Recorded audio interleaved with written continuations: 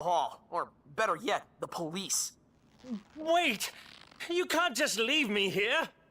It's not every day I can find such a great straight man, but to answer your question, sure I can.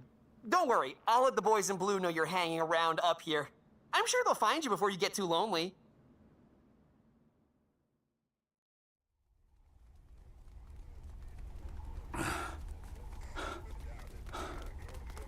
The Kingpin awoke, surrounded by police.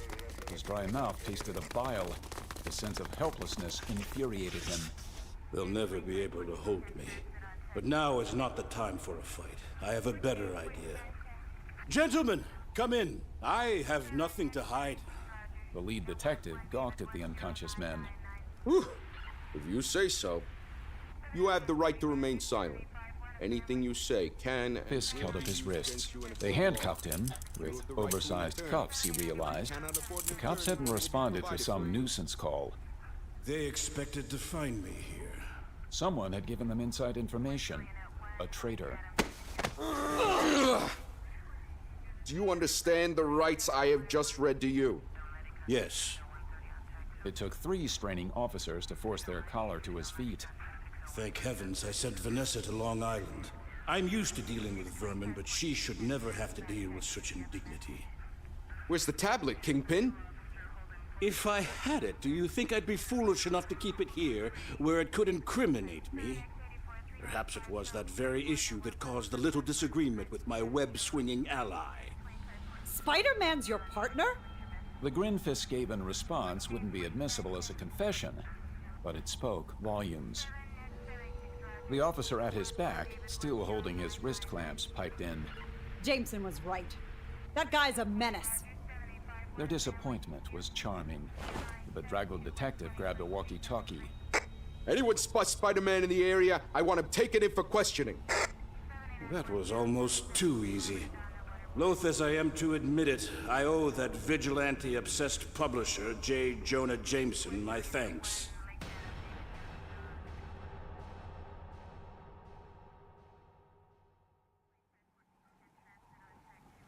Leaving the crook dangling behind him, Spider-Man found the nearest window and sailed into the night. The cool air felt good against his bruises. As he snagged the side of the luxury building with his web, the wide arc of his swing provided a great view of the flashing squad cars surrounding the front entrance and garage.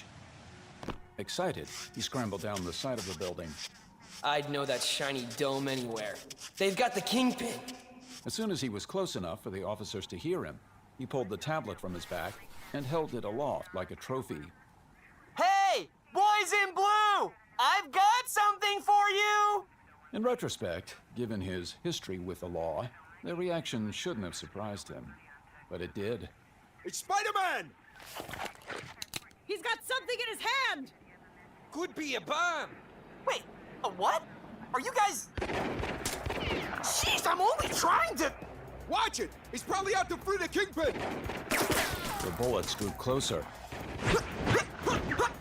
He leapt from one spot to another to keep from being hit. Why the heck did I free him? I just caught him! The sound of gunfire drowned out his words, and the odds that a lucky shot would get him were growing by the second. The more pinned he felt, the more his far-from-ordinary body flushed with adrenaline. Catching the high rise with another web, he swung up and out. At the peak, he let go. A second web, anchored to a water tower across the street, carried him far from the line of fire. Losing the police among the rooftops was easy. Letting go of his outrage was not. The long day had taken its toll. By the time he landed on the asphalt surface, he was grinding his teeth and sweating. Is it too much to ask for a thank you now and then? Just something small, like having the police try not to kill me while I'm trying to return a priceless artifact. But no matter what I do, nothing changes. Nothing. More distance from the cops would be good. But when he shot another web, he yanked it so hard that the flagpole at the other end nearly broke in half. Instead of putting myself in harm's way like a sap, I could be earning a decent living. Decent? Hell, with my powers, I could be rich and respected, not a starving photographer with a rep as a coward. At the apex of his swing, he yanked at the web. This time, the flagpole did break. Part of him hoped the rush of the freefall would snap him out of his rage. It didn't. A second web steadied his path, but not his mind. Fine. Screw it. If the world's gonna be against me, I'm done being too stupid to fight back. Call me a menace? Treat me like a menace? I might as well be a menace.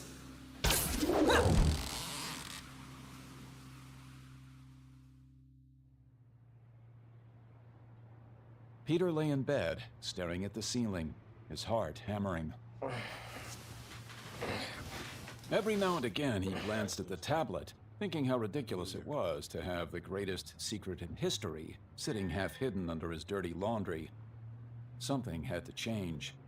He didn't know what, he wasn't sure how, but something had to change. He'd tried giving up being Spider-Man before, but it hadn't stuck. When the only father he'd ever known, Uncle Ben, had died at the hands of a mugger Peter could have stopped, he'd promised to use his powers to help others. But he'd been doing that for years now, and it seemed as if none of his good deeds had gone unpunished. He was sick of it. Maybe I could just stop fleeing muggers that happened to run past me. His head filled with the faces of taunting enemies. His boss, Jonah Jameson, laughed alongside supervillains like the Lizard, the Green Goblin, and Dr. Octopus. His loved ones, Aunt May, Gwen, Harry, and Mary Jane, looked down at him in pain and disappointment. They were so real, Peter didn't even realize he was dreaming until he heard his Uncle Ben. Calm down. In his mind, Peter sat at the old kitchen table in Queens, working on a middle school science project. It was a crude model of the polymer that would eventually become his webbing. He'd cut his finger twice carving the small pieces, but still couldn't get them right. Finally, in a fit, he smashed the whole thing. Calm down, Peter. Why bother? My stupid teacher probably doesn't know what a polymer is anyway. His classmates certainly didn't. He was a nerd, harassed daily by Flash Thompson, ridiculed by the others. It all felt pointless. Take it slow. You'll get there. I can't! I don't know how to slow down!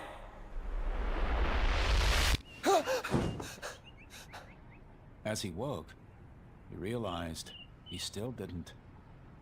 It was morning.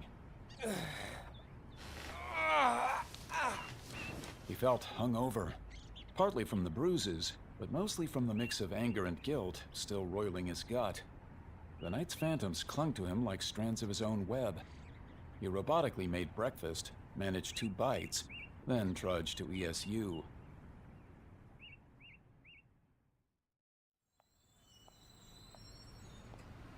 The morning sun partly melted his funk, but it was only when he saw Gwen that his spirits began to rise. She was crossing the street, walking toward him, hair tousled in the breeze, her sharp, wonderful eyes locked on him. And then she opened her mouth. Peter, I've been looking all over for you. Where have you been? Sorry, Gwendy. Been a little tired, I guess. Too tired to answer your cell? Sort of. Really? Well, maybe you should be exhausted from running out whenever it's time to take a stand. Wait, what? Here it was again. The same old questions, the same old insults. Even from the one person who he thought cared enough to trust him unconditionally. Where were you while the protesters were getting arrested? What? There must be a reason for your disappearing act. Maybe I should have my head examined for not writing you off, but I'm going to wait until you level with me. Gwen, are you crying? Forget it. It just stinks losing your heart to someone who always acts like a coward. Again that word. Coward. The sickly feeling that had barely started to fade came rushing back. I'm going into the precinct house to check on the students. They at least stood up for what they believed in. Mute, face flushing, he stood watching as she walked off.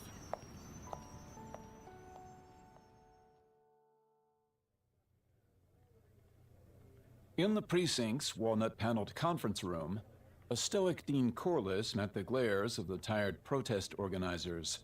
Though there were no armed officers present, Captain Stacy watched from the sidelines, accompanied by Robbie Robertson.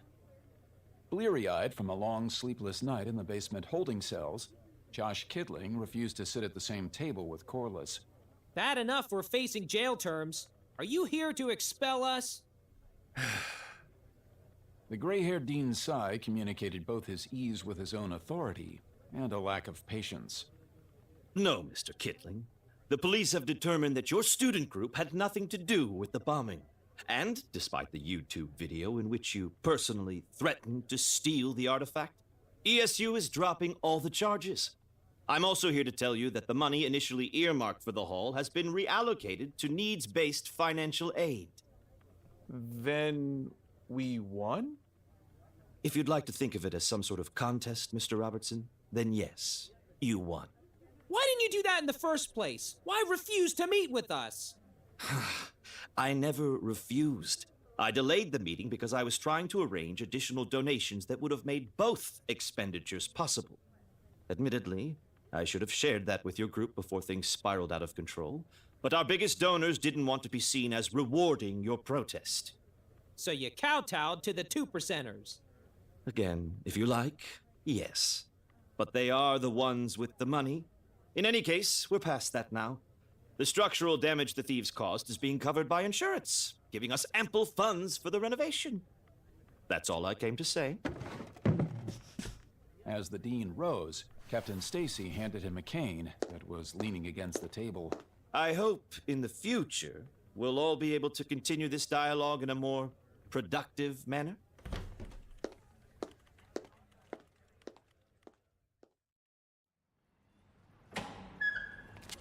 Once the release was processed, Robbie walked his son out, trying to figure out the best way to talk to him. If now was the time to talk at all.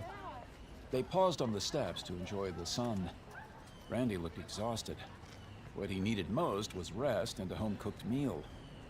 But Robbie still couldn't quite believe how difficult it had become to reach the boy he'd raised for 18 years. So, Rand, which bugs you more? That the dean you were blaming turned out to be an ally? Or that sometimes the system does work? The way I see it, Josh was right. The system only works when it doesn't have a choice. If Corliss really was on our side, he'd have communicated with us in the first place. He's part of the problem. He's been limping half his life because his hip was broken during a protest that did turn violent. I know the 60s are ancient history to you, but you have no idea how much worse things were then. You have got to put things in perspective. Perspective? So, because Jim Crow's dead, I should shut up and trust whoever's in charge? His father wanted to say, no, of course not, but you still have so much to learn. You have to rein in that temper so you can pick your battles. But he didn't, and the two walked on in silence, past the basement windows of the police station, where half below the pavement stood the dank holding cells that now contained Wilson Fisk, his captured bodyguards, and a glum Wesley. Get me out of here! Fisk wasn't truly angry, but he needed the police to think him a mindless fool. To Fisk, the officers guarding him were little men, not in stature, but in mind. Whenever he shouted, two of them kept professionally silent, as if hoping that good behavior would one day provide a better assignment and higher pay. The third officer was an utter lout. Quiet down in there, Tubbs. He sat with his feet up on the desk, reading the Bugle. Noticing the Kingpin's stare, he held up the paper. The headline declared, Spider-Man Wanted. According to Jameson's editorial, your buddy Spidey's run off with the tablet and left you to rot. But don't worry, the war crawler's going to be in there with you pretty soon. Fisk had to suppress a grin at how quickly everyone had bought into his lie. But for the sake of appearances, he reminded himself how much he did have to be angry about. Spider-Man had the tablet. Fisk's operation had been hit hard. Worse, his defeat, however fleeting, would give Vanessa more reason to doubt him. You'll see. I'll be out of here soon enough. You're right about that. You'll be gone just as soon as they find a prison suit big enough. It was probably the first time in his life the loudmouth even thought he was in a position to gloat. But he was right. The clock was ticking. Within hours, Fisk would be transferred to Rikers, where maximum security was far better equipped to hold him than this century-old building with its 1920s fixtures and quaint iron bars on the cells. Wesley had advised trusting the attorneys to have him released. They were the best money could buy, but Fisk was hardly the only rich criminal they represented. If the Maggia had managed to plant a spy in his own organization, why not among his lawyers, too? So, rather than trust anyone on the outside, the Kingpin had been gripping the same two bars all night long, shouting invectives at the guards in the heavens, all the while twisting the old brittle iron. He gave the bars a little quarter turn. They weren't ready to break yet, but soon. Come a little closer, and I'll make you eat that paper. The fool actually got to his feet. Yeah, big shot? This paper right here? The other officer stiffened. Frank! It's okay. I got this. When Frank was close enough to smell, Fisk pretended to reach for him, knowing full well that his arms wouldn't fit between the bars. Just another gorilla in a cage now, huh? You got nothing. He looked as if he might withdraw, but instead, Frank leaned in close. Silvio Manfredi sends his regards. Adrenaline flooded through the Kingpin. He didn't have to twist the bars again. He simply snapped them. Pinning the startled guard's neck between them, he stepped from his cell. Don't move or we shoot! But Fisk kicked the desk up on end, shielding himself. A second kick sent it flying into the guards. He lifted the squirming Frank aloft, keeping the man's skull scissored between the bars. The bright red shade on the choking man's face delighted him. Please, I don't want to die. Then I'm sorry to say that we're at cross purposes. But perhaps you can change my mind. Tell me how Silvermane found out about my plans. Blood dripped down the crooked cop's neck, the rough iron scratching his skin. I don't know. But word is he met some guy in a hood calling himself the Schemer. He's the one you want. He's... The Kingpin let go. There would be little satisfaction in killing an unconscious man. Please, Mr. Fisk! Mr. Fisk, please take us with you! Mr. Fisk, I can help you. My apologies, Wesley. The basement will be flooded with police any second. There isn't time. Once I've found our traitor, I'll see to it that the lawyers get you out. He charged the length of the narrow hall and slammed into a fire door. As he stumbled up the steps toward the sidewalk, a bullet passed by his ankles. Avoiding the streets, where he'd be an easy target, Fisk sped along a narrow vacant lot next to the precinct house. A takeout restaurant on the opposite side had left it strewn with garbage, thick with the worst of the city's stench. Fisk's haste, coupled with a desire to avoid the trash, had him brushing against the precinct wall, tearing and staining his white jacket. The cop followed behind him in pursuit. Another shot came from a window above. Ahead, a squad car emerged from the motor pool, hoping to block Fisk's escape. He leapt onto the car's hood and vaulted over a barbed wire fence.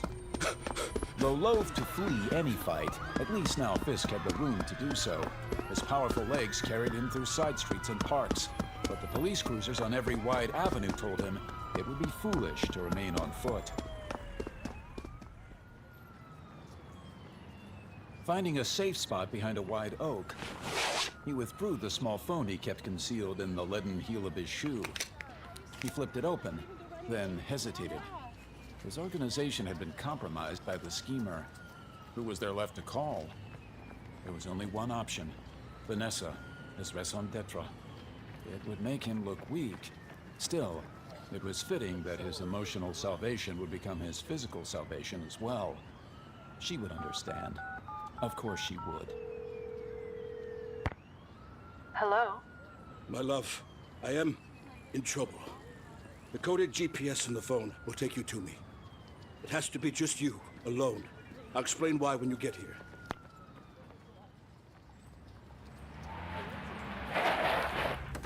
In less than 10 minutes, he spotted her SUV, its tinted windows darker than most. He was relieved to see her, but afraid of how she might react. When she didn't even turn to greet him, that fear grew. Cross town, my darling, then head north. Nary a police car in sight. Her eyes were fixed on the road. He turned to her, about to caress her arm. He saw a dark dirt smudge on the sleeve of his jacket, and stopped. We've been betrayed. This worm, calling himself the Schemer, has been feeding information about my business to the Maggia. I don't know how much he's told them, but it's best we go into hiding as a precaution. When her expression remained distant, his fear turned to panic. He touched her shoulder, marring the sleeve of her dress with the muck on his hand. It's only temporary, I promise you. I can fix this. Everything will be as it was. He tried to wipe off the dirt, but only made it worse. When she pushed his hand away, he felt as if he'd been stabbed in the chest. Vanessa, I'm sorry I was weak. I'm sorry I didn't know. You think I'm angry about the collapse of your business? Or that you're covered in the filth you swore we would stay above? No, my love, my one love. None of that could break my heart. But this did. She handed him a printout. The quickest of glances told him it was a document from his private server, one that contained the details of his efforts to quash the press story about their son. He felt the knife in his heart twist. They don't know for certain he's been harmed. They're only guessing. Guessing? Our son went missing after an avalanche. He's believed dead. I wanted to save you the pain. You swore this was all for him. That was how you justified it. For him. Something better in the future. This means you did it for nothing. Nothing! Get out! Vanessa, you must forgive me. You must! Get out! The command seemed to carry physical force. He half fell into the street. Vanessa! As he rose, clothes wet, torn, and stinking of garbage, he realized the depths of his failure. He couldn't save her from the pain.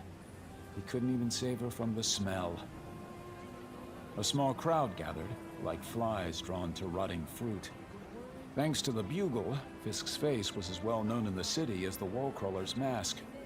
The crowd kept its distance, treating him like some feral beast.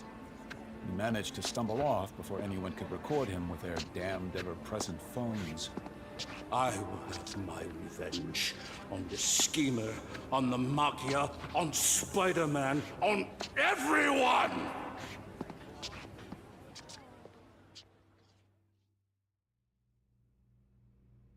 Peter was still afraid he'd punch someone if they looked at him the wrong way, so he skipped class and headed off campus. Determined to keep busy until the foul mood passed, he returned to his empty apartment and slid the tablet out from beneath the pile of clothes. I could just leave it somewhere, let it become someone else's problem. But the Kingpin wouldn't want it so badly without a good reason. If that great secret turns out to be for real, and it falls into the wrong hands, I'll be doing more harm than good. And I've already got all the guilt I can handle. Turning its rough exterior in his hands, he stared at the incomprehensible symbols. Yep, that's writing all right. At least I think it is. Might be doodles for all I know, but hey, this is New York. Find a plumber on the weekend? Forget it. Imminent hieroglyph experts? Why not? Sure enough, a quick search turned up several local names. Dr. Jennifer Collier at the Met looks like a good bet. Hope she has office hours. He slipped into his red and blues, webbed the tablet to his back, and exited through the window. As he arced toward the top of the office building across the street, he hoped the exercise would put his head back on straight. Gwen's hurt face, fresh in his mind though, kept him distracted. As he came in for a landing, his toe nearly missed the corner, and he wound up scrabbling on hands and knees across the roof. Cripes! Another inch, I'd be eating air. If I'm gonna be up here leaping around in my underwear, I've gotta get a grip. But that's the thing, isn't it? Why am I out here in the first place? I'm taking my life in my hands every time I squeeze into this corny suit. Exasperated, he swatted an air vent. The gesture felt offhand, the way someone else might slap a newspaper against their desk. But in his case, the pipe bent in the middle. Focus on the tablet, Parker, before you do some real damage. Chastened, but still champing at the bit, he forced himself to take more care and reached Fifth Avenue without further incident. Perched atop the terracotta roof of a cupola crowning a luxury apartment building across the street, he looked at the Metropolitan Museum of Art. Science and natural history were more his thing, but being a city kid, he toured the Met more than once during school trips. Most places he revisited from his childhood tended to look smaller than he recalled, but the museum looked much bigger. For some reason, the figure of 2 million square feet stuck in his head. Should have thought this through. Sure, Dr. Collier's in there somewhere, but which window do I tap? If I remember correctly, that full-size Egyptian tomb is in the northeast wing. Maybe the offices are nearby. He climbed along the tall front windows, but they were either blocked by shades or open to the exhibits. Meandering lower along the more humble windows, he hoped to see something that said office, cubicles, desks, anything. No luck. He turned the corner for more of the same until he saw the ancient temple standing in a huge open gallery area. That indicated the end of the Egyptian section. Hoping a better idea might strike, he squatted halfway up a stone column. I can't just walk in. I'm wanted by the police. Should I buy a cheap burner and call? But how do I convince her she's talking to the real Spider-Man? Man, this idea sucked.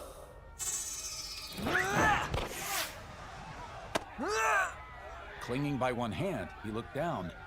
He'd been so preoccupied with his search, he'd failed to notice that a patrol car had pulled onto the curb along East 84th. The stiff-lipped young officer who'd fired at him stood outside the passenger side, both hands on his weapon, legs planted apart. Peter's spider sense was no longer tingling, which meant the guy had already realized his bonehead mistake. Knowing that did nothing to improve Peter's mood. What the hell, man? Don't I even get a hold it right there or I'll shoot? Fine, hold it right there or I'll shoot. Again. By then, the cop's older partner had raced over from the driver's side. He wrapped his hands around the weapon and forced the rookie to point the barrel down. Joe, are you freaking insane? There's people all over. He's way up there. What else am I gonna hit, a bird? Holster that weapon now. Let me guess. Good cop, stupid cop? His mother's in the hospital, okay? Look, we're not going to shoot you off that building, but SWAT's on the way and they're already cordoning off the area. You'll make it easier on everybody if you turn yourself in. Why? I didn't steal the tablet. Spidey, I can see the freaking thing stuck on your back from here. Oh, right. But it's not what it looks like! Give me a break. They're probably taking it to the Kingpin right now. Yeah, that must be it. I was gonna bake it into a cake and sneak it to him at Rikers. Where have you been? He busted out an hour ago. What? The promised helicopters were arriving, but fortunately, the Met abutted Central Park and its 800-plus acres of tree cover. The perfect place to get lost. His web stuck fast to an oak tree's high branch. He swung down low, trying to make it look as if he were headed right for the police. They dropped to the ground. Appreciate your level-headed handling of the situation, officers, but I've got to go find him. To catch him, because we're not partners, okay? By then, he was off, facing the sky. He doubted they'd heard him, or that they'd believe him if they had. If Baldy's out and about, he gets the bigger threat award. I'll figure out what to do with the tablet later. But as long as I've got it and he wants it, I bet I can make him come to me. Hiding from the police in Manhattan was an old game. He waited a few hours and then scoured the city's seamier areas, trying to get some attention from the other side of the law. During the daylight, he managed to stop a few muggings, but it wasn't until sunset that the real pros came out to play. In short order, Spider-Man fouled up a break-in, crashed a meth lab, and mopped the floor with some musclemen collecting protection payments. He even entered a few downtown bars where the hired guns hung out, just to put every crook on notice. Each time he made sure they all got a good look at the tablet webbed to his back. The rush of city swinging usually cleared his head. Today, whenever he took a breather, he was still fuming about Gwen. If she'd cooled off, she'd be wondering where he was. Plus, he missed all his classes, again. It was late. By rights, he should have been exhausted by now, but the bubbling anger made him feel like he could keep going for days. For the third time, he hit the more desolate sections of Hell's Kitchen. The Kingpin wouldn't dare go near his home turf. There were still police parked outside his building. But the Kingpin's boys on the streets still had their jobs. Spidey could get lucky. And he did. The first thing that drew him to the short, lonely avenue was the fact that all the streetlights were out save one. The second was the tractor-trailer backed into a space that could barely hold it. Coming in for a closer look, Spidey spotted the driver backed up against the truck with his hands up. He was surrounded by gun-toting criminal types. A black van idled nearby, waiting. He landed in their midst. It's Spider-Man! He scanned the worried faces, wondering which cheap hoodlum he'd let go. Wow, a classic hijacking. These days, you don't see as many as you used to. Before he could choose, the van's rear doors flew open, and a familiar figure appeared. Spider-Man cracked his knuckles, and the gunman ran off. Well, pierce my ears and call me drafty. It's Mr. Fisk! Just the guy I wanted to catch. Why is it that seeing you always makes me think of Night on Bald Mountain? The Kingpin stepped into the cone of light formed by the lone street lamp.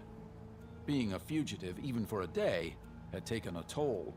His clothes were mussed, and he was exhausted. You didn't think I'd abandon you to the police? No. I'll beat you myself, and I will have that tablet. Spider-Man crouched and twisted, showing his back. This whole thing? Oh, it's just something I throw on when I don't have anything nicer to wear. Fisk charged, but Spider-Man kept twisting, turning the move into a spinning high jump.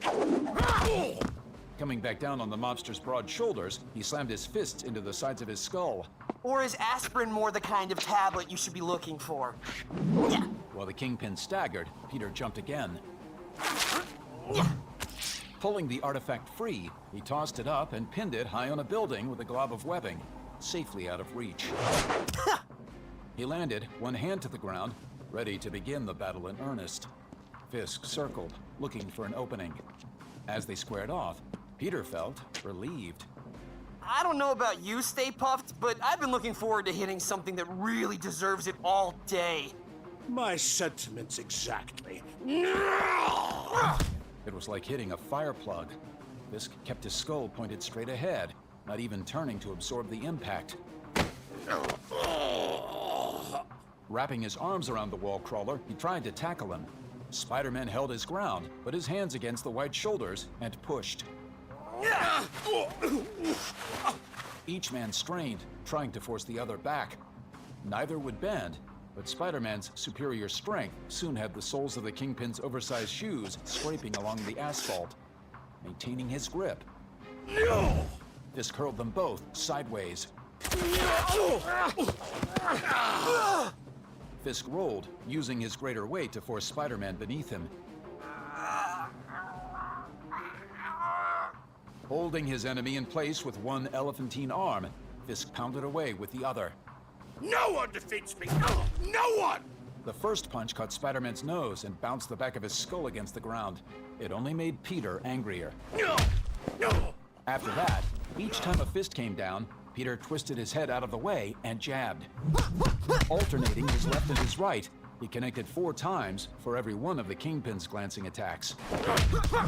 Finally, that stiff, fire-plugged skull started to give, turning this way and that. You know, if you were really shaped like a pin, your head would be almost as wide as your waist, right? Kingpin. Pin-shaped? Get it? Never mind. Realizing he was losing, the Kingpin tried attacking with both hands. Seizing the opening, Spider-Man folded his knees to his chest and shoved his feet into Fisk's abdomen. He tried to toss Fisk to the side, but the Kingpin's uncanny sense of balance allowed him to settle back onto his feet. Free of the weight, Spider-Man managed a backward somersault.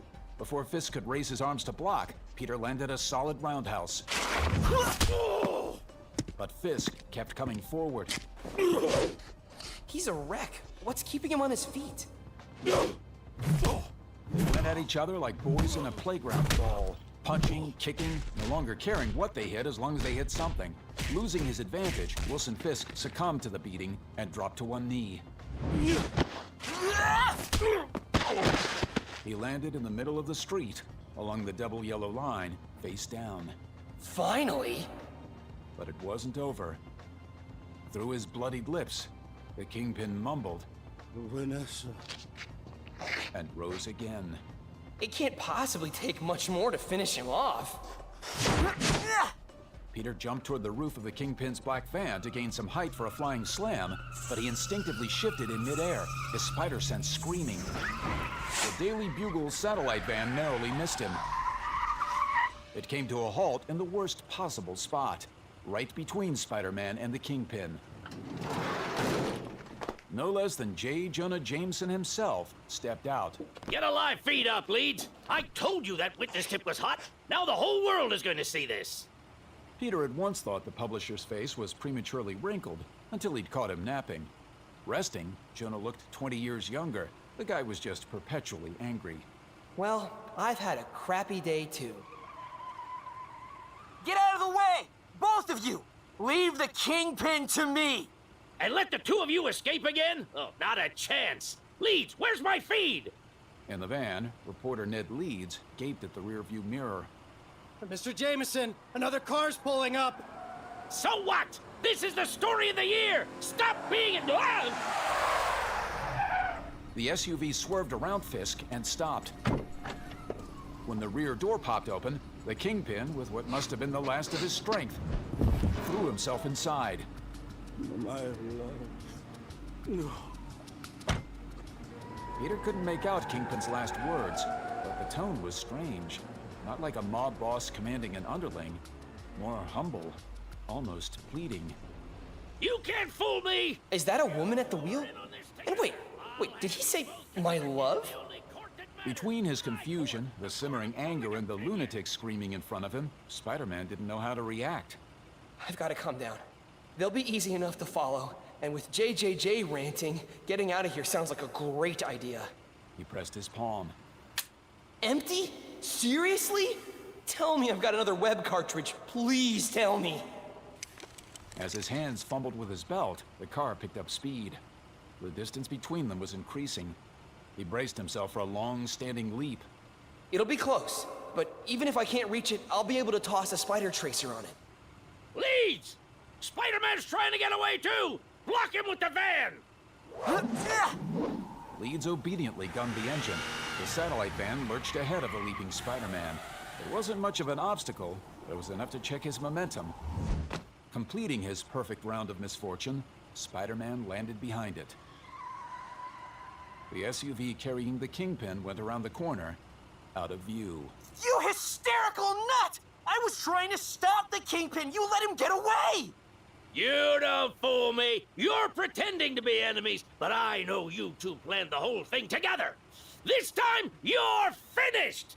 I'll keep the public clamoring for your hide! I'll dog the NYPD in every editorial until they've caught you! I'll... Furious, Spider-Man flitted to the wall directly above the publisher.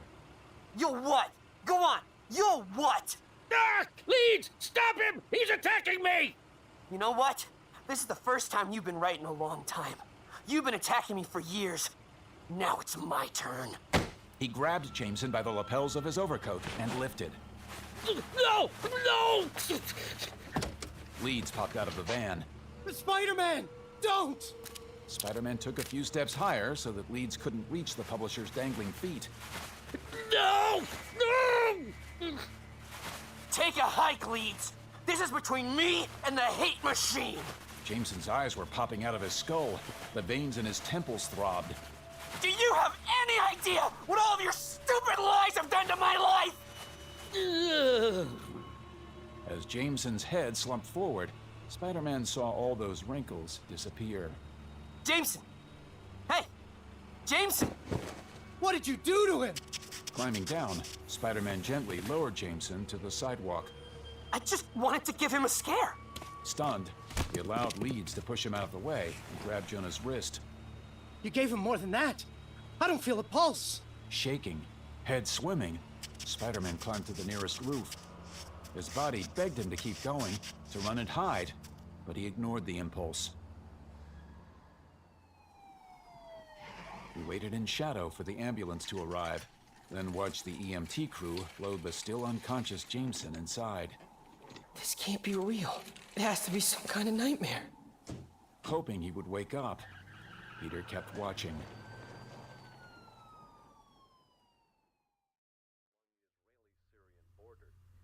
Late the next morning, Peter kept playing the scene over in his mind, hoping to recall some sign of life in Jameson that he'd missed. It was pointless. He couldn't even be sure whether the look of terror he remembered on the publisher's face was accurate, or a guilty exaggeration. Doesn't matter whether I meant to hurt him or not. If he dies, I'm every bit as bad as he thinks. I said it myself. If they keep calling me a menace, I may as well be one. Even if only for a few seconds. That's what I was. Hey, Pete! Harry! Peter realized he'd forgotten to remove the pants of his spider suit. He yanked the blanket above his waist so fast, a pen lying on the bed flew across the room and lodged in the plasterboard. He couldn't tell whether Harry had heard the pen. At least the tablet was safely out of sight beneath his laundry.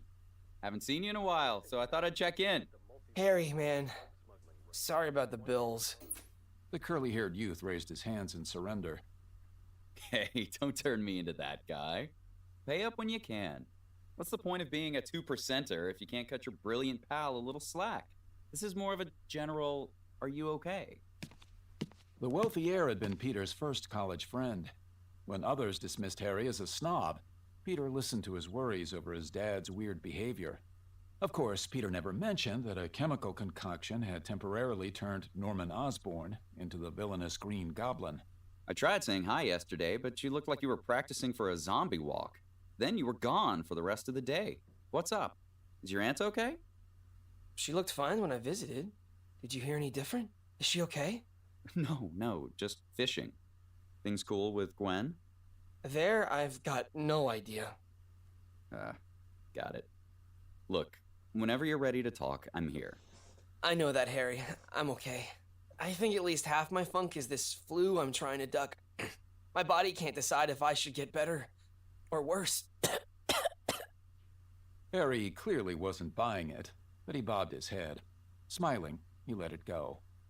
Then take a stand already. Either come down with it or get the heck up.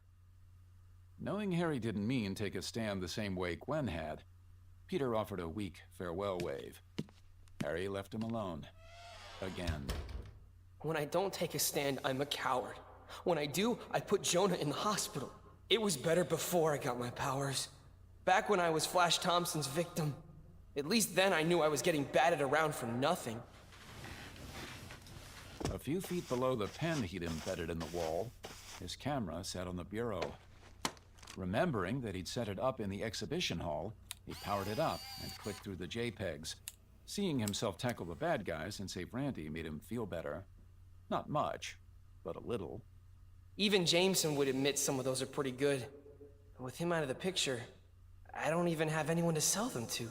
Or do I?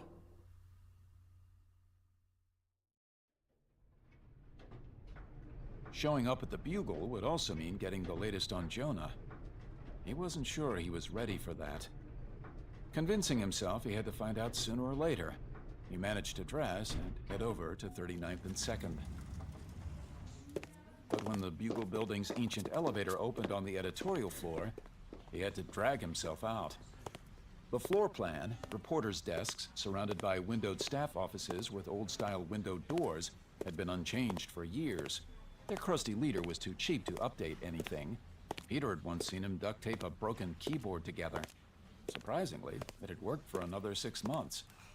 The reliable mess was home in a way, an abusive home perhaps, but a home. Now, it was frighteningly quiet. Is everyone grieving? Or is this just what it's like without JJJ caterwauling? Jonah's assistant, Betty Brandt, was at her desk in front of his office, with Ned Leeds leaning in for a quiet conversation. Their faces were too neutral for him to guess what they were talking about. He walked over. I heard Jonah was in the hospital. Is he... He's fine. When Spider-Man grabbed him, Jonah had what they call an acute stress reaction, but that passed quickly. He's only still there because of his blood pressure. The doctors have been telling him to take a break for years. Now they're insisting on some hospital bed rest. He'll be back screaming at everybody in a week. That's amazing! When Leeds furrowed his brow, Peter realized he'd sounded a bit too excited. Before he could offer a fake explanation, the door marked City Editor opened, and Robbie Robertson waved him inside. Peter, a word? Sure. Have a seat. As Peter sat, Robbie looked out the window, took a sip from his very old coffee mug, and said nothing. So, what's it like being in charge? Quiet. I've forgotten what that was like. But that's not why I wanted to talk to you. I know you've met my son. I hate to ask you about this, but Randy barely talks to me, and I'm worried. Sure, he's an adult now, don't get me wrong. I'm proud of who he is. But he was nearly killed by the Kingpin, and I haven't slept since. How do I get him to understand that next time he may not be so lucky? That the kind of change we want doesn't happen overnight? The City Editor leaned against the paper-strewn desk. It was then Peter noticed the faded words on the mug. World's greatest dad. Mr. Robertson, I barely know the guy, and I have no idea what it's like growing up black. I do think I get what he feels like to believe like the whole world's against you. How sometimes it's so frustrating. You just want to hit something. While he was around, my uncle always tried to keep me grounded emotionally, telling me what worked for him, what he felt was right. I didn't always listen. Heck, when I remember him, sometimes I still don't listen. But I always heard him. With a dad like you around to steady him, I'm sure Randy will find his way. Thank you. Your uncle sounds like he was a wise man. I'm guessing you didn't just come back here to check on Jonah. Have you got something for me? Well, there are these. As he scanned the images, Robbie's eyes grew wider and wider. Betty! Call the press room. So, pretty good? Good. The hall's security system was erased, but these show beyond a shadow of a doubt that Spider-Man tried to stop the theft. If you'd gotten here sooner, you could have saved the wall crawler a lot of trouble. Not wanting to take advantage of Robbie's good mood, Peter tried to think of a reasonable price. But before he could name one, the City Editor was writing in a ledger so dust-laden it didn't look as if Jonah had paid a single freelancer since the Clinton administration. Peter blinked, narrowed his eyes, and blinked again. What? Isn't it big enough? Big enough? This is the most money I've seen in years. Jonah would have gnawed off his own hand before signing something like this. Don't expect it every time, son. But those pics are gonna double our circulation for at least 2 days. No, sir. Yes, sir. Thank you, sir. Waving the check over his head, he raced out. Leeds and Betty stared as he passed by. I thought he was being a little weird about Jonah, but maybe he's just in a good mood. He does look happy for a change.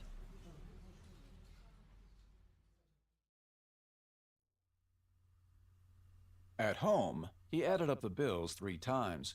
Peter not only had everything covered, but there was enough left over to send Aunt May to Florida for some well-deserved sunshine. An hour ago, I thought my life was over. Man, things can change fast. His eyes wandered over to the tablet. Some things, anyway. Don't know what made me think I'd know what to do with that thing, but the talk with Robbie gave me a good idea who would. Spidey's still wanted, though. As long as I'm trying to be smart, I should lay low until my pictures are out. That should help clear me with the police. He spent the afternoon trying to catch up on schoolwork and hoping for a call from a certain blonde co-ed. I'd call myself, but she was so angry. The photos were now all over the internet. With no word from Gwen and no official declaration of Spider-Man's innocence, did they even make official innocence declarations? He decided he'd waited long enough. He donned his uniform and headed out. After slipping some overdue papers into the mailboxes of his ESU professors, he made his way to the precinct house.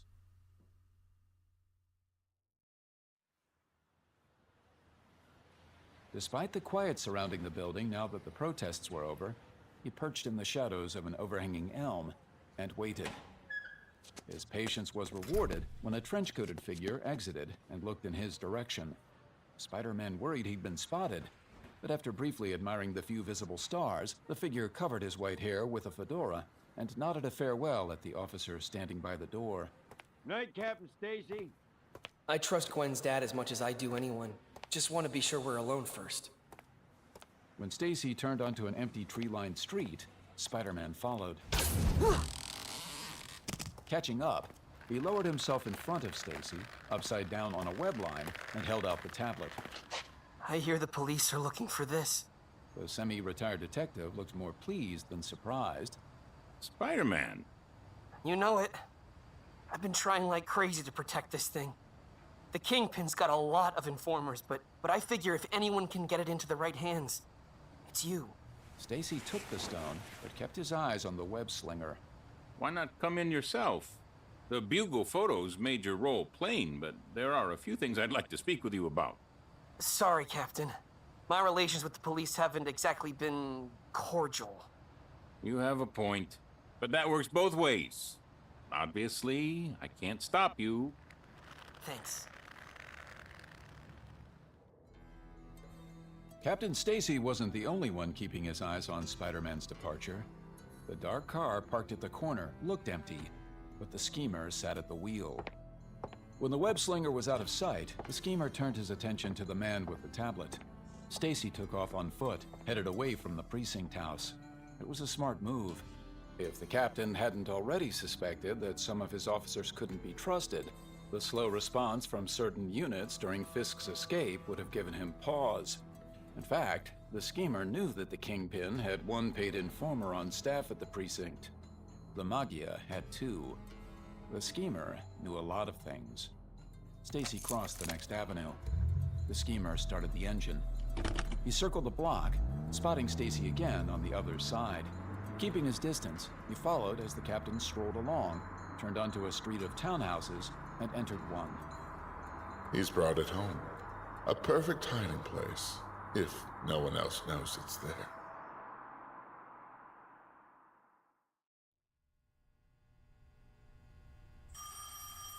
In the upper floors of the Gothic Revival Galby building, in a plush office large enough to hold a small army, Silvio Manfredi grabbed the phone. He recognized the number. Out! The hired guns left at once, but Caesar Cicero lingered. Hand on the old-style receiver, Manfredi glared at him until he got the idea he wasn't welcome. I'll be right outside if you need me. I won't. Suit yourself.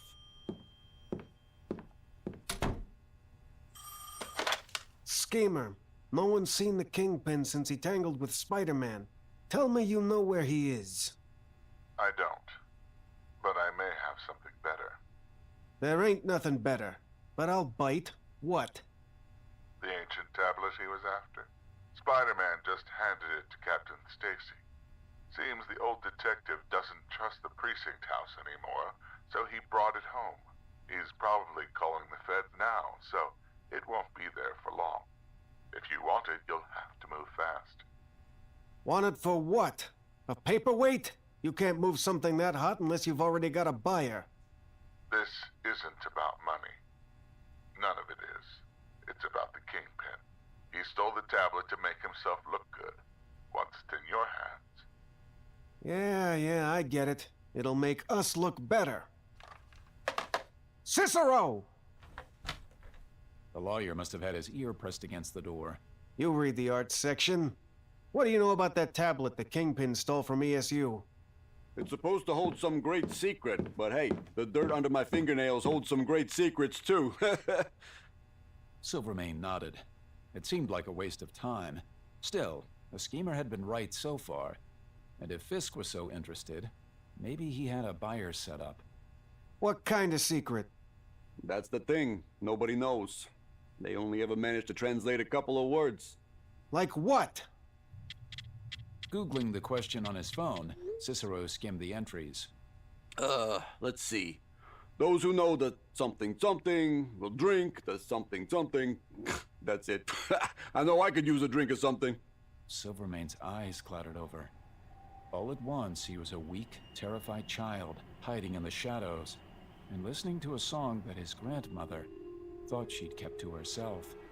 Those of us who know the truth will drink the nectar of youth. Get Michael Mako up here now!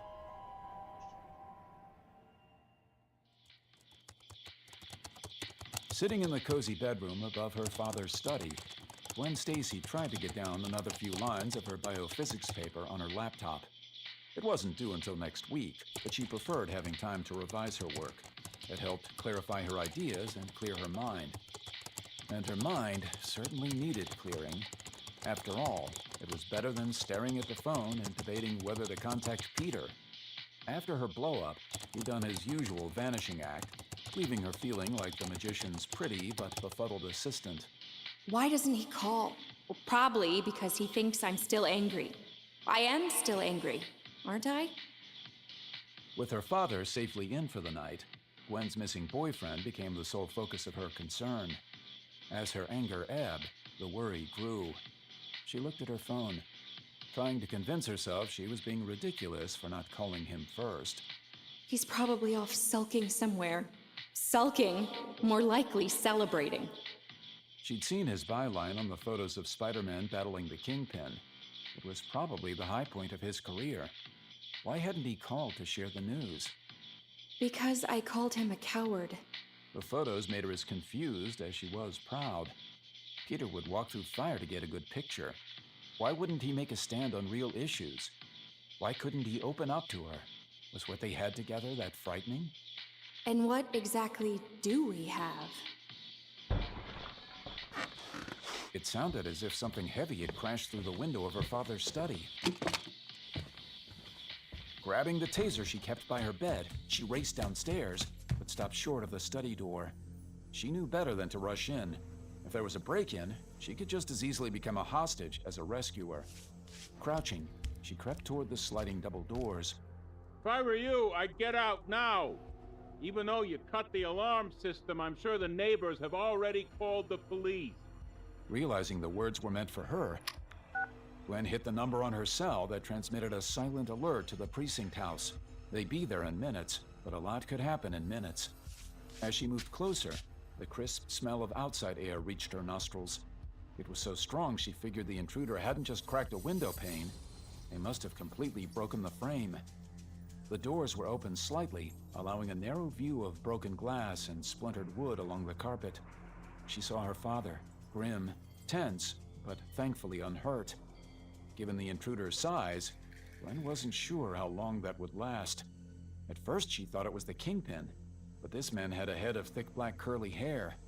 His muscles were more clearly defined, nearly bursting from his ill-fitting clothes. Neighbors, huh? Then I'll explain things quick.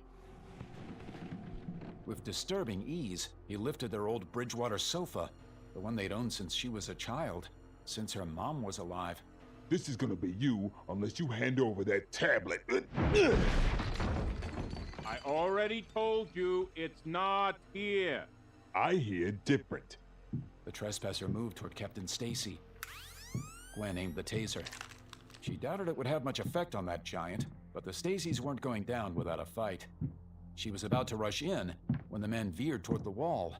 He pulled away a portrait of Teddy Roosevelt, revealing the small locked safe behind it. Safe behind the only picture? I'm no college grad, but that was obvious even for me. He was right. Her father had talked about replacing the safe, but had never found the time. Combination? You won't get it from me. You got guts, but I don't need it. I was only trying to save you some repairs. He tore the safe right out of the wall. Afraid as she was, Gwen was also relieved. If the robber got what he wanted, there'd be no reason to harm her father. But old instinct made the veteran police officer grab at the safe. Then the giant backhanded the older man, sending him sailing across the room. He crumpled atop the remains of the sofa, motionless. Dad! The attacker looked at Gwen, at her father, then at the hole in the wall where the window had been. He jumped out through the hole. Dad! Tossing the taser aside, Gwen knelt by her father. Oh. He was alive. His effort to rise to his feet told her there probably weren't any broken bones, but the way his eyes swam in his skull told her he was not all right. I'm fine, Gwen. Just had the air knocked out of me. Make sure they know. That was Michael Marco, works for the Magia. They call him Man Mountain Marco. If they're involved, I'm afraid we're in for a world of trouble. Right now, I have to go close my eyes and catch my breath. But don't worry. You worry too much. Okay, Dad. Okay.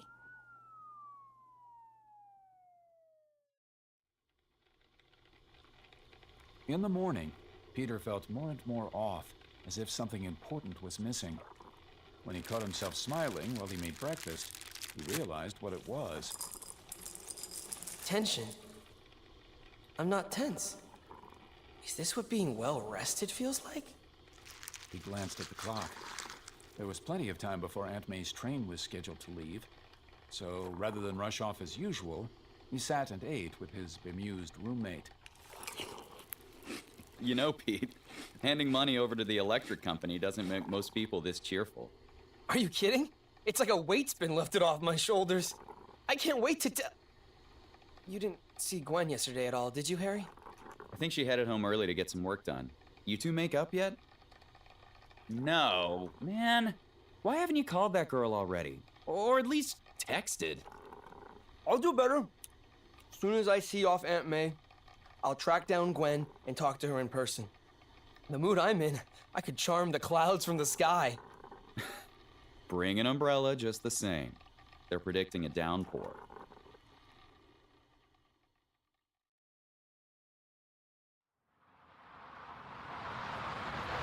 Peter was at Penn Station 5 minutes early,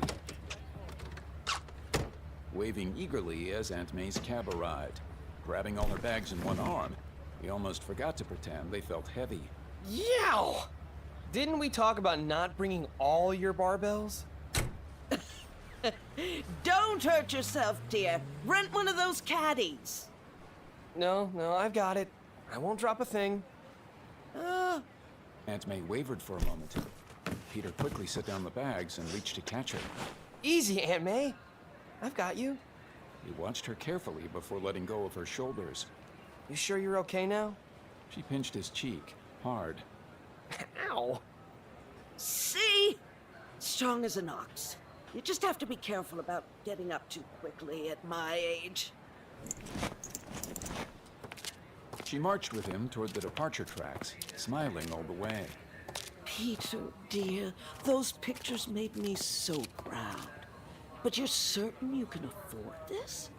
With the money Robbie gave me, I could send you to the moon, but I figured Florida was warmer. Remember the sunscreen, and be careful not to overdo the skateboarding. I'll be fine. Don't worry.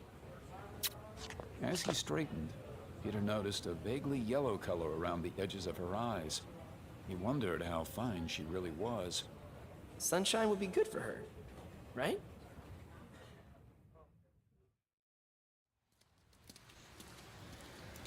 Finding Gwen was easier than Peter had thought. Arriving back in the village, he spotted her walking toward the coffee bean. Getting her to notice him was another matter. Gwen? Nothing. Gwen! But she kept walking. Not giving up, he trotted up next to her. Gwen, what's wrong? Are you too miffed to even talk? She looked up. Her pale face held no anger, only vague surprise. Peter, I'm not right now anyway. I was so busy thinking about what happened to my dad last night, I didn't even hear you. Your dad? Is he all right? As he walked her into the college dive, she described the attack. With every word, his muscles grew tighter and his heartbeat sped up. Captain Stacy had treated him like a son. Worse, Gwen was involved. If she'd been hurt because of my carelessness. Dad's trying to brush it all off. He keeps insisting the doctor ordered bed rest for him just to calm me down. He didn't earn all those medals sitting behind a desk, but he's not as young as he used to be. I knew the tablet was dangerous. If I'd only followed Captain Stacy, I could have done something. Hey, it's Beauty and the Bookworm! Across the cafe, Flash Thompson rose from his table and headed toward them. Between the self-assured gait and his pristine military uniform, he looked like sunlight against the gray day. Arrogant, annoying sunlight, the kind that gives you a headache. Ignoring Peter, Thompson fixed on the young woman at his side. Gwen! I hoped you'd come by here. Man, are you a sight for these eyes. Mwah. Soldier boy, why don't you tell a girl when you're stateside for leave? How come you don't write me more often? I thought Mary Jane was taking care of that department, and I've been seeing a lot of Mr. Parker here. Have the pickings been that slim since I've been gone?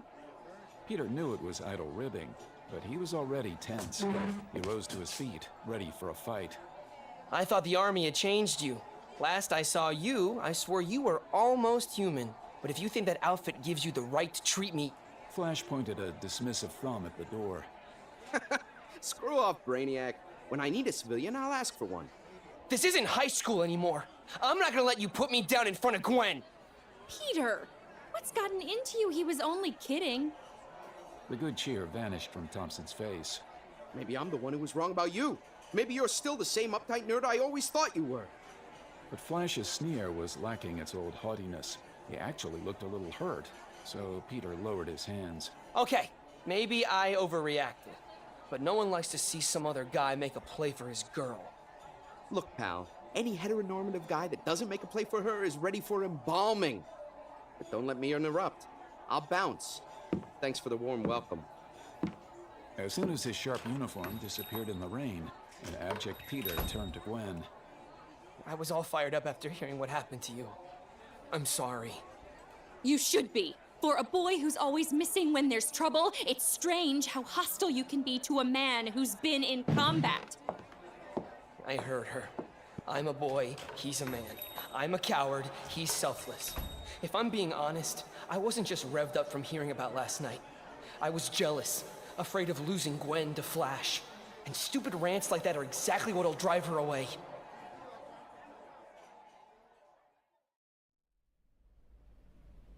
The precinct's basement windows provided at least a little natural light.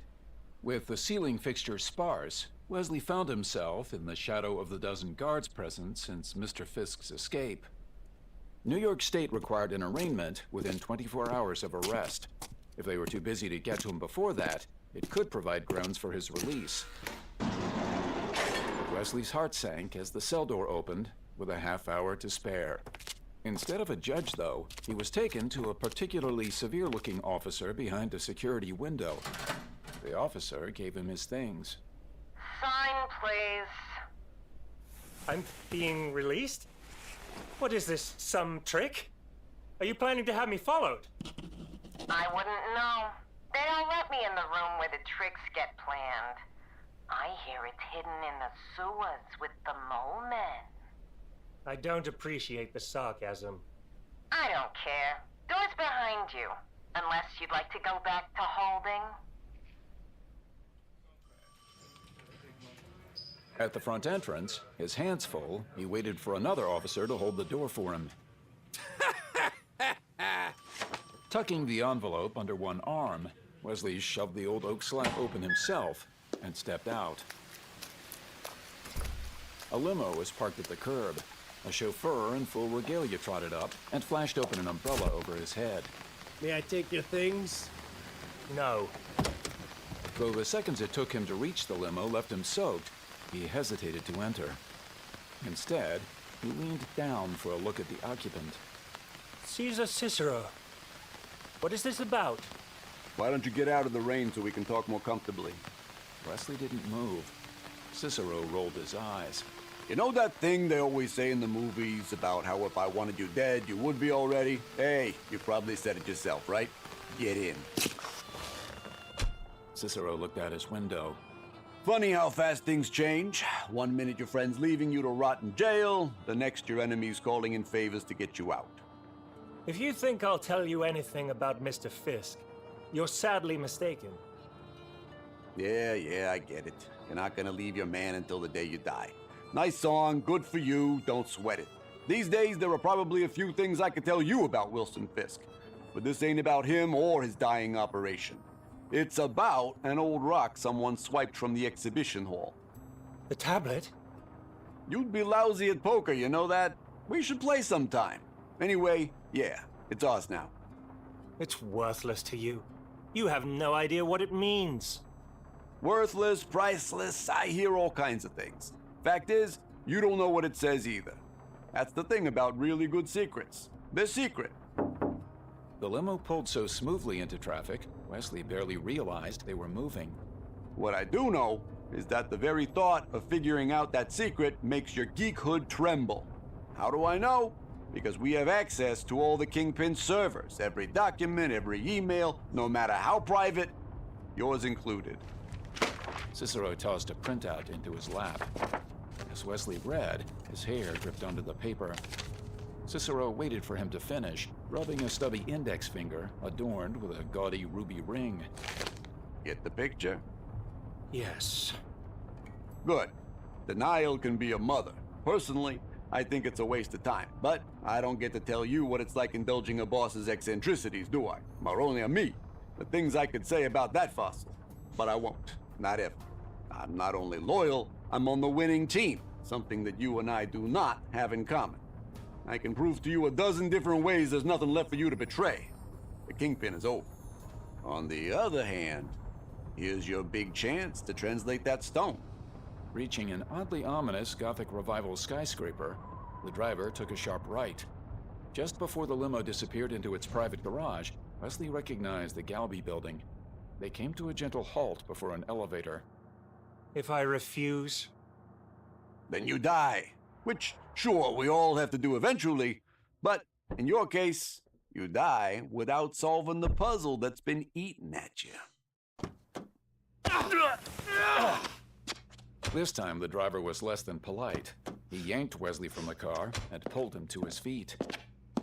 Cicero reached up to straighten Wesley's collar and pat him on the cheek. We're not barbarians. You don't have to decide right now. The elevator ride's a good 30 seconds.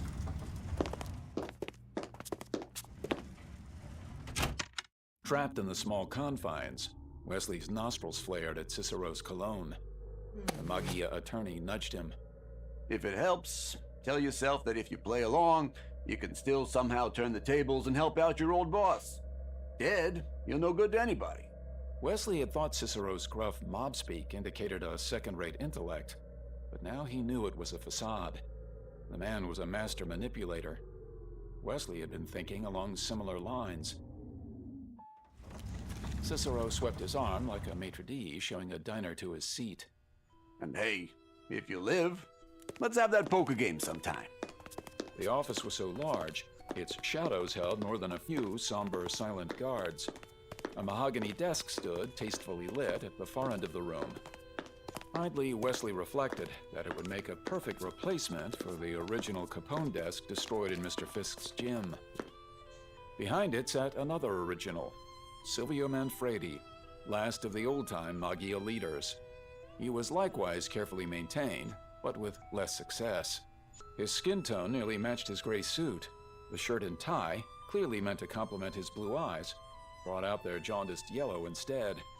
The trimmed, perfectly combed white hair made him look like a corpse, about to be laid to rest. In fact, Wesley wasn't quite sure the man was alive. He thinks I'm a doddering old fool for bringing the Kingpin's pawn to our headquarters. But he's also hoping it'll make me look stupid so he can move in. I can smell it on him. Every foul, treacherous thought. Hey, not even you can talk to me like that. On your way out, tell Marco to come in. Cicero kept sneering as he exited, leaving the door open. As they waited, Wesley realized his back still felt damp, but a stream of hot air in front of him had already dried the rain on his face. The lights weren't only for illumination. They were there to keep the old man warm. A moment later, someone nearly as white as Wilson Fisk, but taller, appeared in the hall. As he entered the office, he had to duck to avoid hitting his head on the doorframe. Manfredi pointed at the giant. I like big dogs. The dumber the better. A pat on the head and they'll defend you to the death. You got it, Marco? Yes, Mr. Silvermane. The man held up the tablet, half wrapped in an old cloth. Good boy. I knew you wouldn't fail me. Marco placed the tablet on the desk. Go on, take a closer look. Make sure it's genuine. As if from nowhere, one of the mob soldiers in the shadows brought out a chair and handed Wesley a high-powered magnifying glass. To his later embarrassment, Wesley's every thought of Wilson Fisk vanished as he scrutinized the finely chiseled glyphs. It's real. I'd know it anywhere. As soon as he said it, he felt guilty. For the first time, he was confused about his loyalties. However sarcastically Cicero's advice had been offered, he was correct. Wesley would be no good to the Kingpin dead, and here was the tablet in his hands. All those other translators thought it was a recipe, like from a cookbook. But you think it's a chemical formula. That's my theory. Manfredi's eyes had a faraway look, as if his spirit was barely tethered to his body. No, not a theory. Don't ask me how I know, but it's true. You understand, there's not much I can do on my own. I know. You wanted that biochemist to help with the translation, Dr. Curtis Connors. He'll be here soon, too.